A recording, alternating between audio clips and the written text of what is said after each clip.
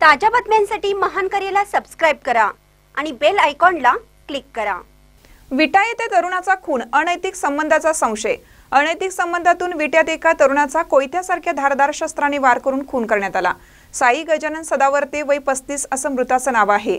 दोन दुचाकीवरून आलेल्या काही बुरखाधारी हल्लेखोरांनी थेट त्यांच्या मानेवर वार केले। ही घटना शनिवारी 22 रोजी रात्री 8:30 वाजण्याच्या सुमारास साळशिंगे रस्त्यालगत ITI कॉलेज समोर घडली। या प्रकरणी रात्री उशिरा एका हल्लेखोरास ताब्यात घेण्यात आले। आमिर नजीन फौजदार, वय वर्ष 30, राहणार मिरज असं संशयिताचं नाव आहे। अवघ्या 3 तासात घटनेचा छडा लावण्यात विटा पोलिसांना यश आलं।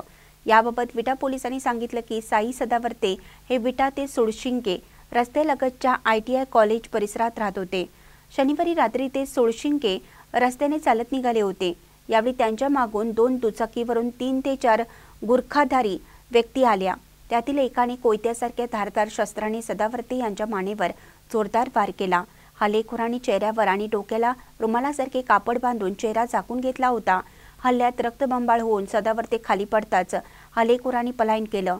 हा प्रकार लक्षात येताच काहींनी तात्काळ सदावर्ते यांना विटा येथील खासगी रुग्णालयात उपचारासाठी दाखल केलं, परंतु मानेवरील जखम खोलवर असल्याने अतिरक्तस्राव होऊन त्यांचा मृत्यू झाल्याचे डॉक्टरांनी घोषित केलं।